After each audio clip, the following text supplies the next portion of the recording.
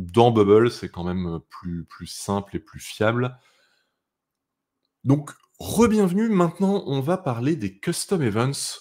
Les custom events, donc c'est dans Bubble ce qui va le plus se rapprocher des fonctions au sens informatique du terme. Les custom events, c'est vraiment la base de nos workflows avec les API workflows. Et on les utilise essentiellement pour avoir de la logique réutilisable. Si on a besoin de faire des actions récurrentes, des calculs récurrents, on va utiliser un custom event pour factoriser. Pour se dire, cette logique, je la définis à un seul endroit, une bonne fois pour toutes, et partout où j'en ai besoin, je réutilise mon custom event pour juste utiliser ma fonction et j'ai pas besoin de le refaire. Donc on rappelle qu'on ne fait jamais 2 fois la même chose, on factorise. Si vous faites un enchaînement de 3 actions et que vous voulez le mettre ailleurs et que vous le dupliquez, vous faites un copier-coller, c'est une mauvaise idée. Donc vraiment, si vous dites, là, ces 3 actions, je les ai déjà définies ailleurs, comment concrètement je pourrais les réutiliser? Dans le front, c'est plus ou moins facile, on a vu dans le dernier live sur les reusable elements, comment on pouvait le faire. Dans le back-end, c'est au contraire très facile. Et pour ça, c'est surtout les custom events qui vont nous être utiles. Les custom events, ils servent aussi à définir des variables en back-end. Je disais que les workflows de Bubble étaient limités à bien des égards. Non, entre autres parce que Bubble, en back-end, ne sait pas définir de variables. En front-end, il le fait très bien. Il y a même plein de manières de le faire. On peut utiliser des paramètres de reusable, on peut réutiliser des custom state, on peut utiliser la donnée des groupes. En back-end, rien. Donc, les custom events, c'est une bonne manière de passer des variables, c'est-à-dire qu'on va définir un custom event et dans les paramètres du custom event, on définit les différentes variables qu'on va avoir et comme ça, dans le custom event lui-même, on peut les utiliser. Ça sert également à assurer le bon ordre des opérations. Il faut savoir que l'ordre des opérations dans Bubble, c'est un peu funky, notamment, on y reviendra plus tard, les API workflows qui se déclenchent un peu comme ils veulent. Et si vous voulez qu'un API workflow en particulier se déclenche à un moment précis, une des solutions peut être de le mettre dans un custom event. Donc voilà à quoi ça sert précisément les custom events. Les spécificités, la première spécificité des custom events, c'est qu'ils sont synchrones, contrairement aux API workflows qui sont asynchrones. Alors, qu'est-ce que ça veut dire que ces custom events, ces fonctions, sont synchrones? Concrètement, ça veut dire que la fonction va se déclencher à son tour. On enchaîne une action, une autre, etc. Quand on arrive à son tour, on va déclencher le custom event. On va attendre que le custom event ait fini de tourner pour passer à l'action suivante. Ça paraît bête, mais une fois encore, c'est loin de se passer toujours comme ça dans Bubble, surtout les API workflows qui sont très particuliers. Et également, un propre des fonctions synchrones, c'est que les custom events peuvent retourner des résultats. Donc, on peut retourner un résultat d'un custom event et l'utiliser dans les étapes qui vont suivre ce custom event. Ça, c'est pas si ancien que ça fait 1 an et quelques que c'est possible. Et c'est honnêtement une possibilité qui change tout. Donc, il y a eu un avant et un après cette nouveauté du retour de résultats par les custom events. Donc en pratique, on va voir comment ça se présente. Donc je crée... pourquoi c'est dans custom et pas dans général? Honnêtement, j'en ai aucune idée, ça n'a pas beaucoup de sens. Je veux dire, quand on a 4 types de workflows, c'est... Ouais, je trouve ça un peu bizarre de séparer ça comme ça en 2 catégories. Mais bref, notre custom event, on le crée, on lui donne un nom. On va l'appeler calcul de prix, parce que on utilisera ça plus tard pour un exemple. On définit les paramètres. Les paramètres, c'est les arguments de notre fonction, c'est ce qui vient en input, en entrée. Donc, dans le paramètre, si je veux calculer un prix, je vais mettre un produit. Bon, là, je suis sur une app dans laquelle j'ai pas vraiment de produit, mais je vais mettre un pricing plan qui va faire le taf. Et on peut, ce n'est pas obligatoire, on peut définir des return values, des résultats de ce custom event. Donc là, en l'occurrence, on va mettre prix en... Non, on va mettre price. Pourquoi je suis parti en français alors que je développe tout le temps en anglais? Donc le prix sera un number, donc price, je sais pas, including taxes par exemple. Donc produit, ce sera product, et calcul de prix, ce sera price calculation. En général, c'est plutôt une bonne pratique de développer en anglais, parce que vu qu'il y a déjà plein de choses en anglais, ça fait au moins quelque chose d'assez cohérent, parce qu'on a toujours de l'anglais qui va se ramener à un moment ou à un autre. Donc développer en anglais, c'est pas mal, et puis ça fait des expressions plus courtes aussi, c'est toujours pratique. Bienvenue Julien, tu t'es un peu perdu, écoute, si tu arrives sur un live bubble. C'était pas Coda avant, c'était Temtonic, mais bienvenue quand même. Donc, on définit notre custom event, on définit les inputs, les outputs. On peut mettre des conditions, se dire, alors ce custom event-là, il est très particulier, je veux le déclencher uniquement sur la version live. Donc, version live, c'est isn't live version is no. Alors, pourquoi ils ont mis un négatif ici? Pourquoi ils n'ont pas mis is test version? Je ne comprendrai jamais, ça n'a aucun sens pour moi. C'est toujours compliqué de manipuler des doubles négations. Il y a tellement de petits trucs comme ça dans Bubble où tu dis, ce serait simple de faire... Enfin, ça coûterait pas grand-chose de faire plus simple. Donc, quand on est dans le custom event, on a défini custom event, et ensuite, c'est un workflow normal. On définit le contenu de notre workflow, comme d'hab, comme dans un API workflow, comme dans un workflow front-end. On va définir le contenu. Il peut y avoir des create a new thing, make changes to thing, mais il y a aussi du return. Donc si je fais return data, à ce moment-là, je peux dire, en fait, je vais retourner. Donc, on a un workflow de pricing. Donc, je retourne le montant mensuel fois 1,2, par exemple. Non, je n'ai pas sélectionné l'opérateur fois. Voilà, fois 1,2.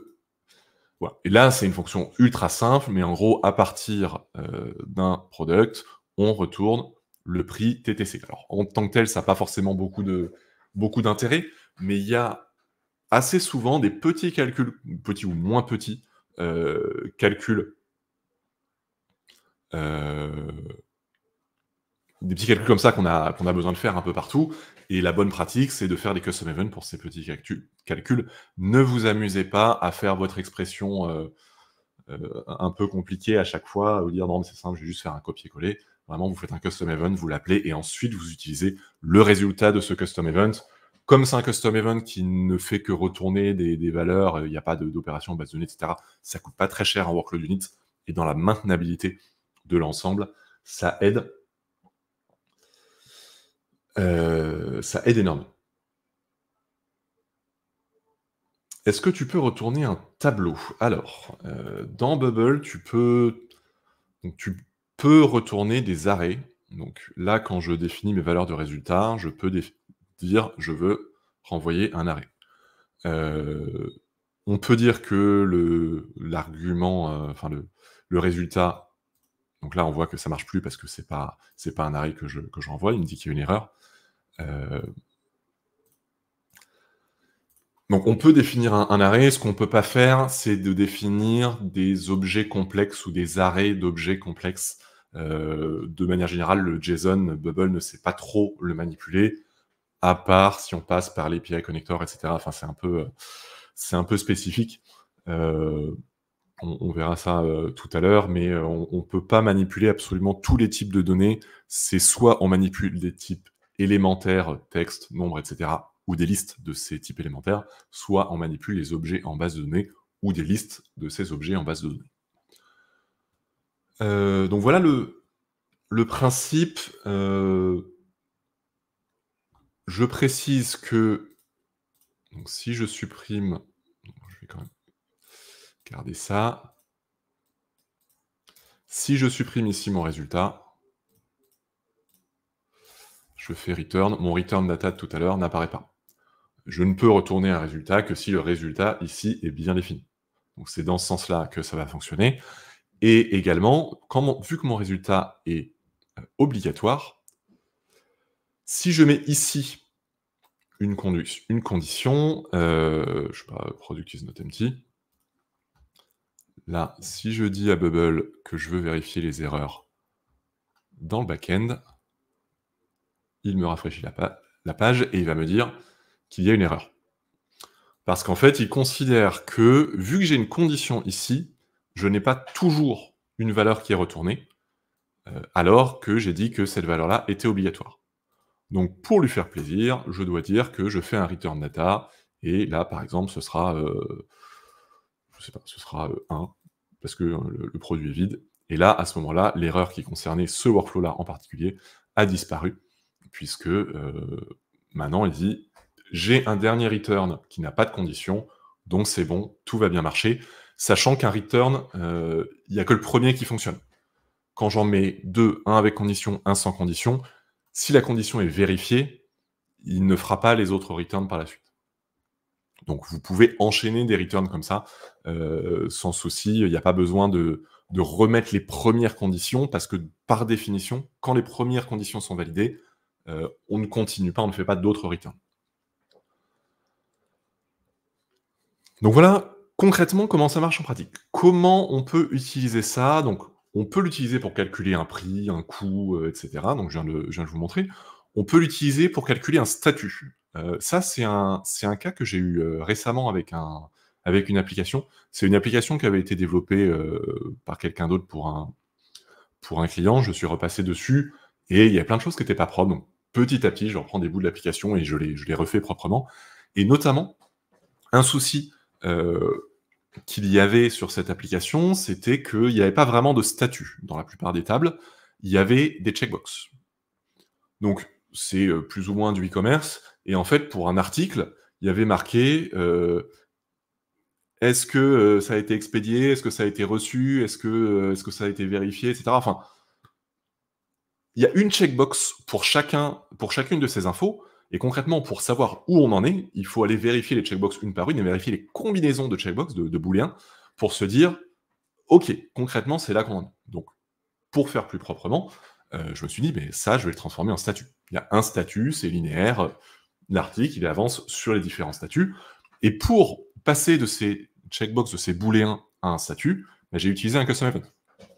J'ai dit: «Bah, je mets une première condition, si telles conditions sont remplies, alors le statut qu'on retourne, c'est envoyé.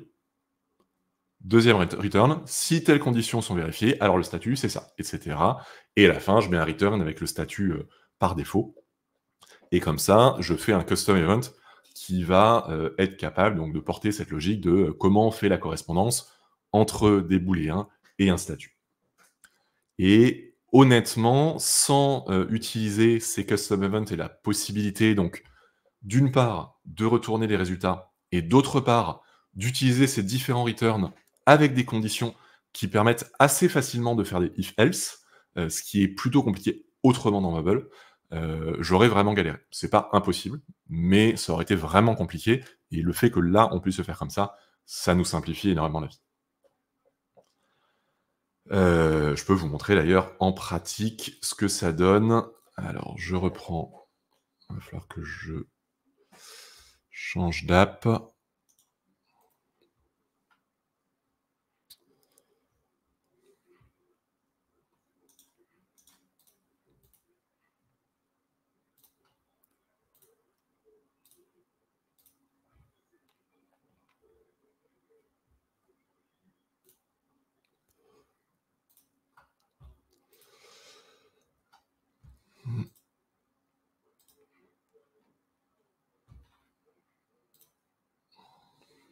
Donc, je remets mon écran. Bon, là, c'est sur l'ancien éditeur de workflow. Donc, c'est dans les custom events, et c'est... Il était où? Status...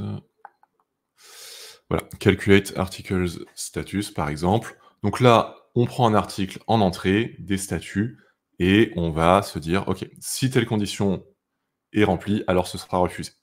Sinon, si telles conditions sont remplies, alors ce sera mis en ligne, etc. À la fin, sinon, bah, l'article il a juste été créé et c'est tout.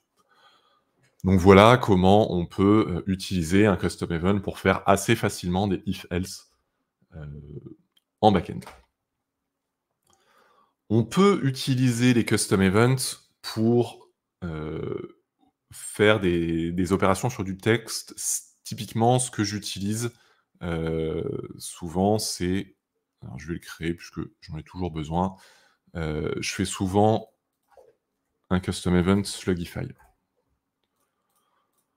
Donc, on part d'un texte. Il n'est pas optionnel. Et on retourne une value qui est le slug, qui est également un texte. Pourquoi j'en fais un custom event? Parce qu'en fait, en français, on ne peut pas vraiment, ou quand on a des caractères spéciaux, etc., on ne peut pas faire directement une action Slugify.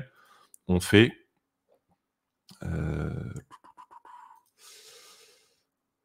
donc, mes plugins Slugify... Ouais. Donc, on a besoin d'une première action qui est remove diacritics. Donc, c'est-à-dire qu'on prend le texte et on va remplacer les lettres accentuées notamment par des lettres simples. Le accent aigu, ça va devenir un E accent aigu, ça va devenir un E. Et ensuite, on va faire un Slugify où on prend le résultat de la première étape. Et enfin, on fait un return data où là, on prend le résultat du Slugify. Et voilà. Donc là, on a un custom event hyper simple. Quand on l'appelle, on va récupérer un slug plus propre. Super Ragout nous dit j'utilise pas souvent les custom events, mais c'est une erreur.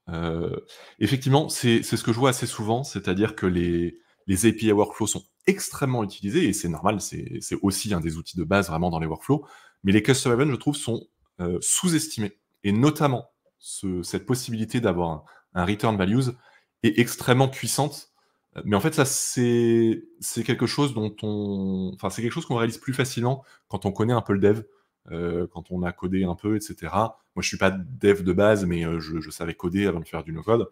Et c'est vrai que ça aide aussi à comprendre ces logiques. Et quand on me dit qu'un custom event, ça permet de renvoyer des résultats, bah, je me dis, OK, c'est une fonction. Et les fonctions, je sais très très bien ce que je vais pouvoir en faire. Donc oui, c'est effectivement une bonne pratique, extrêmement intéressante et malheureusement un peu sous-estimée. Ça peut aussi servir dans la même logique à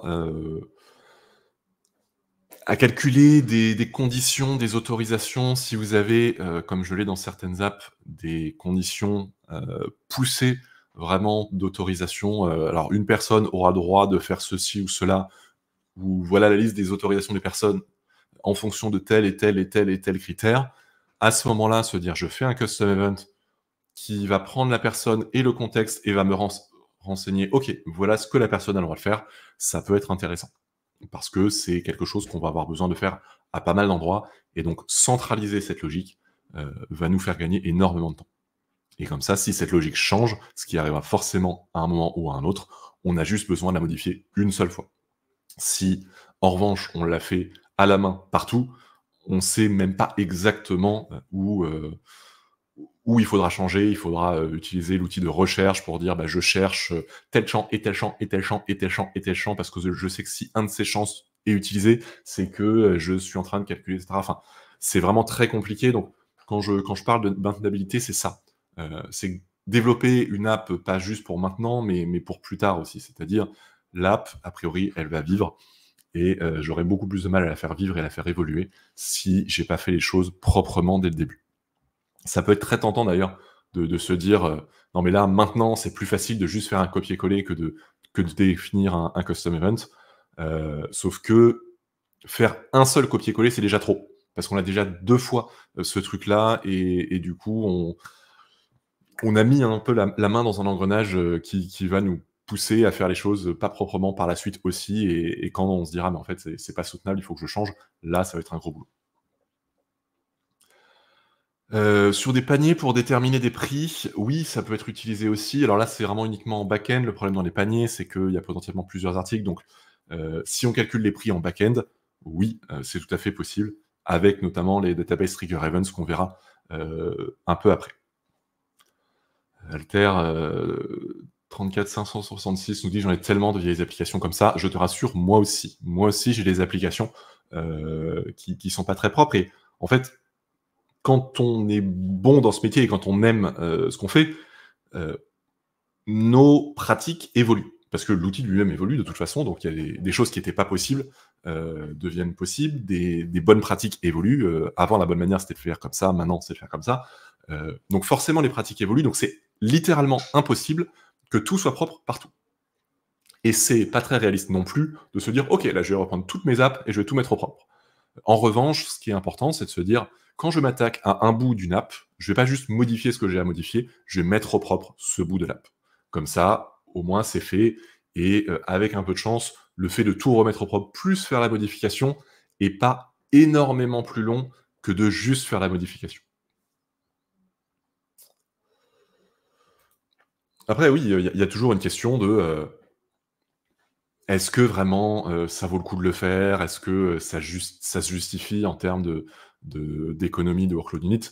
Après, d'expérience, les workload unit, on peut diviser la consommation de certains workflows ou certains éléments front par 2, 5, 10 si on le fait proprement et si c'était justement pas fait proprement avant. Donc les optimisations, ça peut aller assez vite aussi. C'est pas juste, je vais, améliorer de 2 à chaque fois. Il y a des moments où faire les choses proprement, ça amène des différences énormes. Il y a aussi des moments où faire les choses proprement, ça amène des consommations de workload unit légèrement supérieures. Ça, c'est possible aussi, mais en fait, de toute façon, les alternatives sont pas viables. C'est se dire: «Bah, ouais, mon custom event là, en fait, il va, consommer 20 de workload unit en plus pour cette petite action, mais en attendant, si je le faisais autrement, ce serait une galère sans nom», donc ça reste la meilleure manière de faire.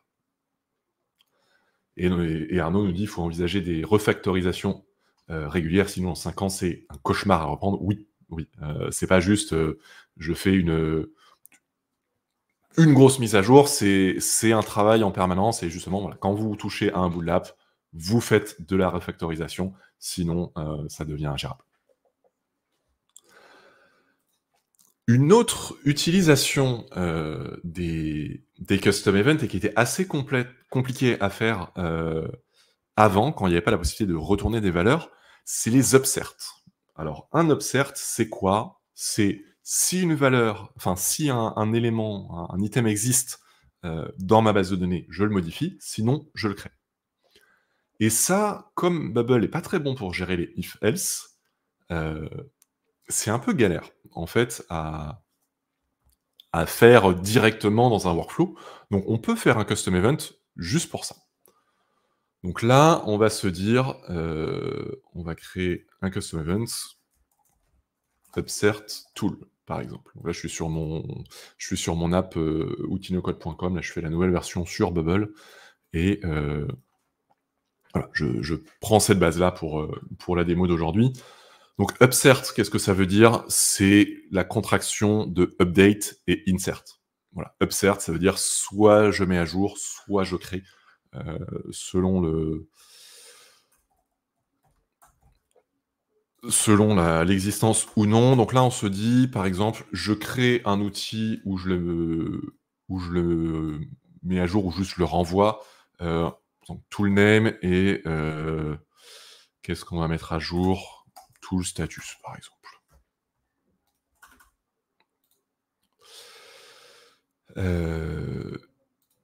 OK.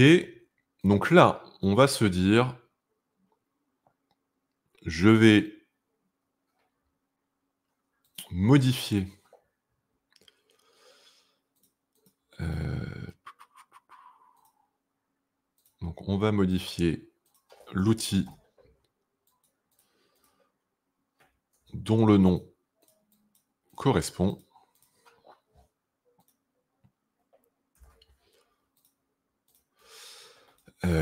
Uniquement, bien sûr, si cet outil existe. Count supérieur ou égal à 1, c'est la manière la plus optimisée de faire une recherche pour dire, est-ce que ça existe ou pas? Et là, à ce moment-là, on va dire que le statut, c'est celui qu'on a mis ici. Voilà. Et à l'inverse, si donc on va créer un nouveau tool, on va dire, on met un nom, un statut, uniquement si result of step 1 is empty. Et là, on va bien sûr avoir besoin d'un return data, donc on renvoie l'outil. C'est obligatoire. Donc là, on a un premier return qui va dire je fais result of step 1 uniquement si result of step 1 is not empty. Sinon, je fais return result of step 3. Et donc là, il n'y a pas besoin, et il ne faut pas mettre une condition, parce qu'on sait que de toute façon, si le premier return a tourné, dans ce cas-là, on n'arrivera pas au deuxième return. Sachant qu'il existe aussi une autre possibilité. On n'a pas forcément besoin du premier return. On peut aussi dire, en fait, je prends result of step 1, je convertis en liste, j'ajoute l'item result of step 2, et je prends le premier élément. Quand vous avez plusieurs... je le fais assez souvent quand j'ai plusieurs steps que je veux récupérer le premier ou le deuxième en fonction de ce qui existe. J'en fais une liste en fait et je récupère le premier item. Comme ça, ça évite d'avoir des conditions dans tous les sens. C'est beaucoup plus facile à faire, enfin, à mettre en place et même à maintenir. Là, comme ça, on voit clairement ce que ça fait. Il n'y a pas d'action superflu. Et quand on a découvert cette astuce, je peux vous dire qu'on commence à l'utiliser partout, dans le back, dans le front, etc., parce que ça a énormément d'applications. Donc juste ce truc de result of step 1, convert to list plus result of step 2, first item. Si vous l'avez pas compris, essayez de le faire de votre côté pour voir un peu comment ça fonctionne. Ça peut vous gagner énormément de temps, ça peut littéralement diviser par 2 le nombre d'actions dans certains workflows, simplifier les conditions, etc. Donc voilà, c'est vraiment pas mal.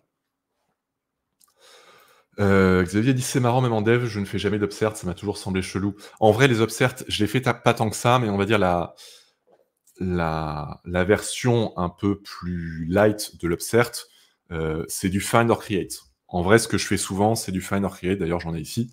Un pays, je lui donne un nom, et en fait, soit on trouve le pays et on le retourne, soit on le trouve pas, et à ce moment-là, bah, on va le créer, puis on le retourne.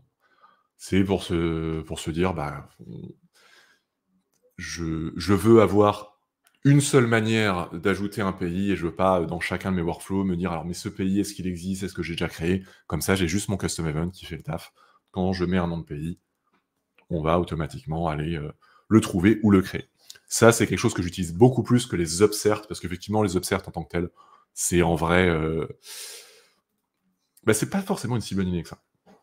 On va pas épiloguer dessus, mais c'est pas toujours une super bonne idée. Et enfin, un autre point, c'est que ces custom events, on peut les imbriquer. Alors, on peut pas faire du récursif comme dans les API Workflow, on va expliquer juste après ce que ça veut dire, mais on peut les imbriquer, encore une fois, pour définir des variables. Je peux vous montrer un exemple pour une app. Donc, voilà. On veut envoyer des daily digests, donc des résumés quotidiens aux utilisateurs de notre app sur plein de sujets. Comment on fait pour gérer ces sujets? Est-ce que y a besoin de leur mettre ces infos-là ou pas, etc. Bah, j'ai résolu ça en coupant le custom event en petits morceaux, et chaque étape, en fait, appelle la suivante. Donc ça, c'est la première étape, c'est celle qu'on va appeler au début. On dit juste user. Donc je veux créer le daily digest de ce user depuis telle date. Bon, et puis là, c'est est-ce qu'on est en version... est-ce que je le fais tourner pour tester ou pas? Et en gros, là, je vais dire, je déclenche mon deuxième daily digest avec les mêmes infos, mais en revanche, les nouveaux threads je vais les définir comme ça. Je sais ici que j'ai pas de nouveau thread à envoyer, à mon user. Dans ce cas-là, je laisse vide.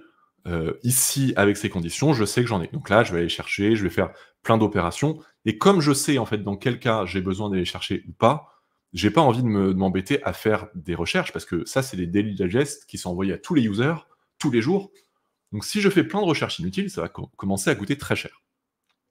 À l'inverse, là, je sais, j'ai juste un champ dans ma base de données qui me dit: «Est-ce qu'il y a des infos ou pas?» Donc je ne fais cette recherche que quand il y a des infos.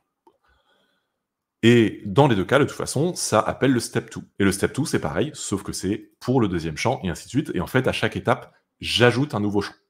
C'est un peu galère, mais en attendant, ça fait que je peux très facilement avoir à chaque étape cette dichotomie, besoin de mettre un champ, pas besoin de mettre un champ, heu et on continue. Et la dernière étape, évidemment, c'est qu'on envoie le mail sur la base de tout ce qu'on a collecté depuis le début, parce qu'à ce stade, on a bien toutes les infos qu'on voulait envoyer à notre user.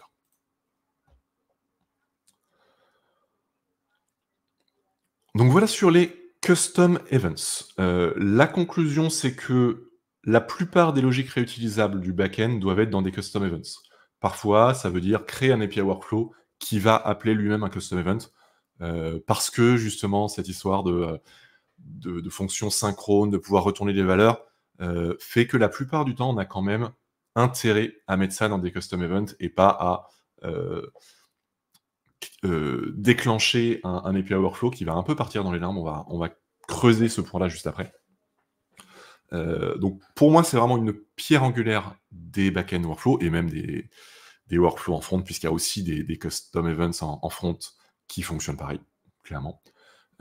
Et c'est sous-estimé, donc voilà, si vous n'avez pas trop l'habitude de les utiliser dans vos apps, enfin, ça vaut le coup de se pencher dessus parce qu'il y a des choses à en retirer. On passe ensuite aux API workflow après le petit jingle.